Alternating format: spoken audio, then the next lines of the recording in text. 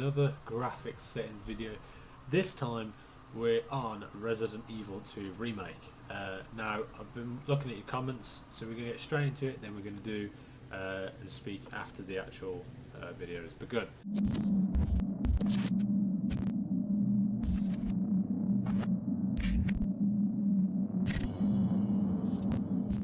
Anyway, so we go to options, as you do to find graphics options.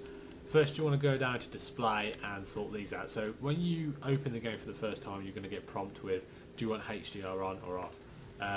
I have mine on because I do have a HDR monitor. If you do not have a HDR monitor, then obviously you're going to have it off. But this does increase the amount of amount of graphics cards memory you're going to use. I don't know what I'm saying. You get what I mean. This is going to make it harder for the game to run on your computer. But we're going to go straight to the graphics settings because display is just, display area, etc. You want to change this so it fits your thing. But as long as you've got it on full screen, you'll be fine. Right.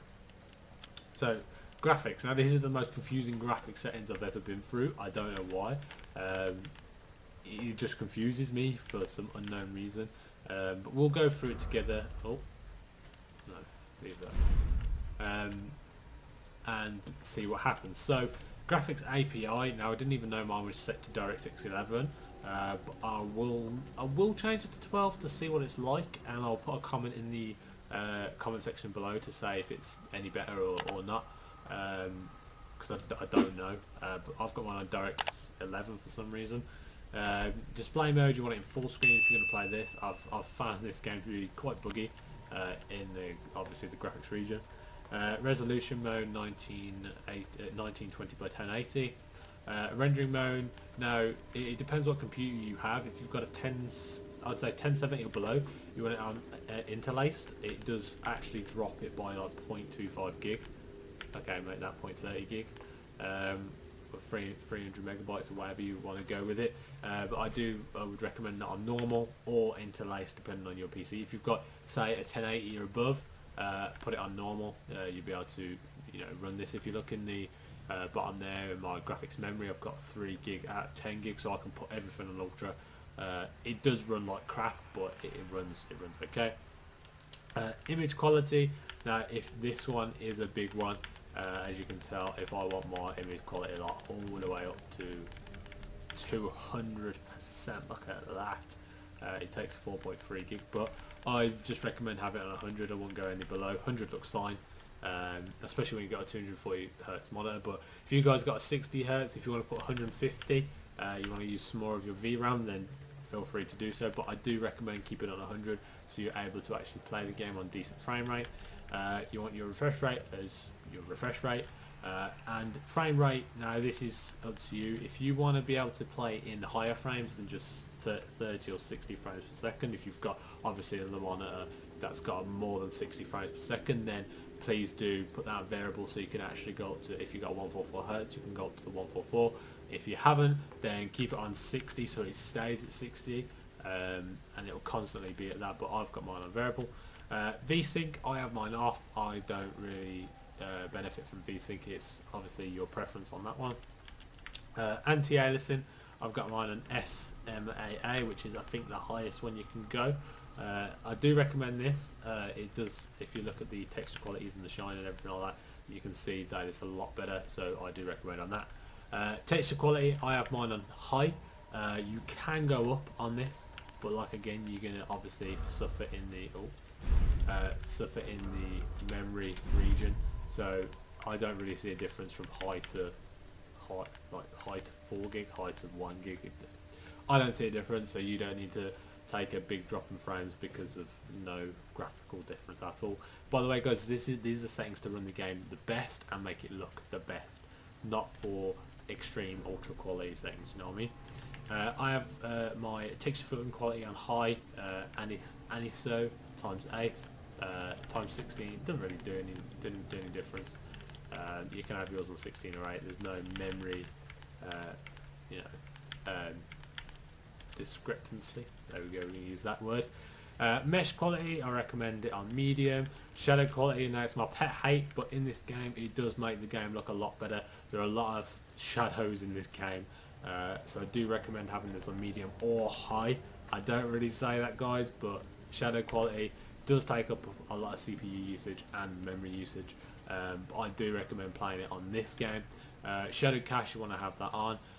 Constant shadows, contact shadows, sorry, you want to have that on as well. That just makes everything just look a bit sharper, especially when you're in the morgue and everything like that. It's pretty sick.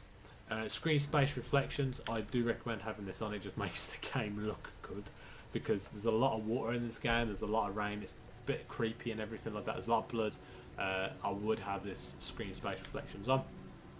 Subsurface scattering, I don't really care about this, I just have mine on. It doesn't really do any difference at all. It just makes the game look a bit fresher. Volumetric lighting quality, now I would not have this off because the game just looks dead, it just looks pointless. And for the 0.1 0.01 gigabyte you're going to use, which is about 10 megabytes, you're literally going to have some lights than not having any shadows and any lighting quality come through your windows and whatnot. But I do recommend having it on medium. I won't go any. I mean, if you want to do high, it's up to you. But there's no difference between both of them. Just a tad.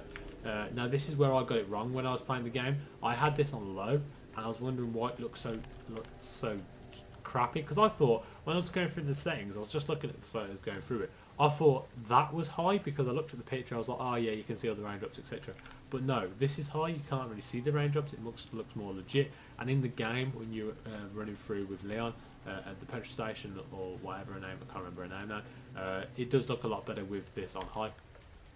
Ambient occlusion, I would have mine on the highest, HBAO. Just makes the game look a lot more interesting, a lot more shaders on it. Bloom, I'd have mine on. It just looks like awful with, like, look at that, how boring is that. You want to have that light effect in the game. Lens flare, I'd have mine on. I would recommend to have yours on as well, just makes the game look that much sharper. Motion blur, now always have motion blur off. It just looks absolutely stupid with motion blur on. I don't know why you would have motion blur on. I don't even know why they have this as an option in the game. I guess some people like it, but I hate motion blur. It's just absolutely useless for FPS games as well. I don't know. But depth of field, I definitely have mine on. Just makes the game look a lot more smooth and fresh, and there's no jagged corners, as you can see on the photo in the bottom right. Chrome abrasion. Now I've had this conversation with someone in the comments before about the shadows and stuff, because this is like a sort of shadow looking thing, as you can see. But I recommend to have mine on for obviously the lens distortion. Yeah, have yours on, guys. Film noise, this is up to you guys. It makes it look, I'd say, a little bit better with film noise on. It just makes the game look overall polished and fresh.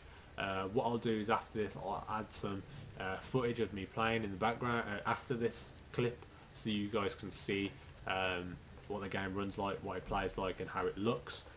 So stay tuned for that. So I think that's the end of the graphics. That is the end of the graphics. So I want to thank you all guys for watching this video. I've got a few things to say. Make sure you subscribe to me. It'd be appreciated if you leave a like and a comment on the video.